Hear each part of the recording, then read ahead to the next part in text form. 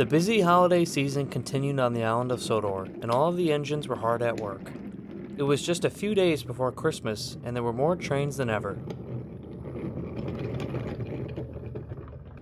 For some of the engines, the work took a toll on their wheels, and they felt tired out.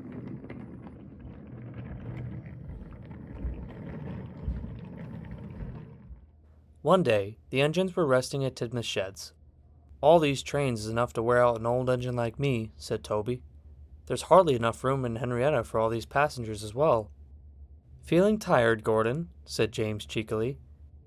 Gordon was trying to stay awake. "We're all getting older, Toby. Stuff and nonsense. The Fat Controller relies on us to be on time." "You do look worn out, Gordon," said Edward. "It'd be a shame if the Grand Express broke down and needed a rescue," chuckled James. Gordon gasped. "A rescue? Nonsense. That would be disgraceful." Edward chuckled. "Don't forget, Gordon, it's been more than once that I've had to be your back engine." "Humph," said Gordon, as he left the sheds for Knapford Station. Gordon arrived at Knapford Station. His coaches and passengers were waiting for him. Henry was there as well. "Watch and learn, Henry. First step is to not treat your passengers like the Flying Kipper. Says the big engine who got stuck on a hill," said Henry, as he slowly left the station with his long and heavy goods train.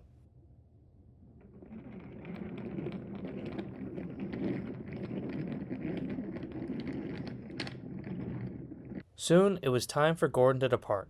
He felt worried, though, as he was beginning to think the other engines were right. His wheels ached and felt heavy.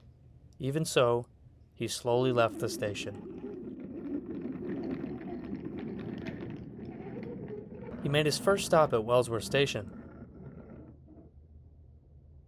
Thomas was there, resting with Andy and Clarabelle. "What's the matter, Gordon? You look tired out," said Thomas. "Nonsense, little Thomas.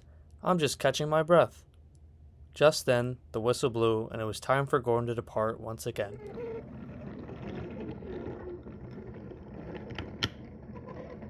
"He'll be in trouble soon," said Thomas to Annie and Clarabelle.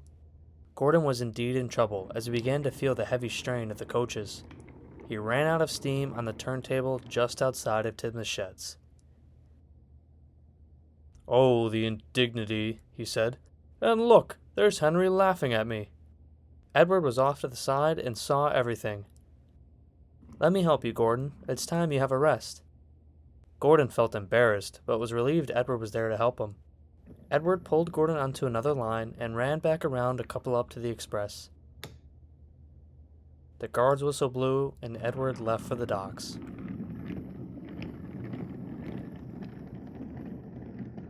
Edward tried his best as he felt the weight of the heavy coaches. Soon he puffed into the docks with the express. "Well done, Edward. That's one in the old headlamp for us old engines." Edward, tired but triumphant, could only think about how Gordon was doing.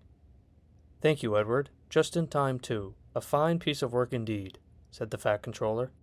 "If I may, sir, Gordon needs a much-needed rest. He'll be looking older than Toby and I after this holiday season."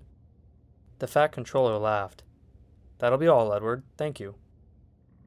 Back at the shed, Sir Topham had arrived on board Edward. James and Henry were teasing Gordon for running out of steam. "Oh, sir, thank goodness you're here. Make them stop." Sir Topham Hatt being there alone was enough to make James and Henry stop. "Gordon, you've done a splendid job pulling the express during this busy holiday season, but it's time you have a rest. James and Henry, you'll be pulling the express for the remainder of the holiday season." And with that, he left for his office to finish his tea and cakes. James and Henry were excited, but gulped at the idea of pulling the heavy express every day. "Thank you for helping me, Edward," said Gordon.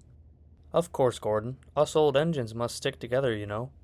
Gordon chuckled as he felt relieved to finally have his rest. James and Henry, on the other hand, wished Gordon hadn't run out of steam, as they realized just how tiring pulling the express during the holidays really is. And even though Gordon doesn't like the other engines pulling the express, I think he was glad to finally have a rest, don't you?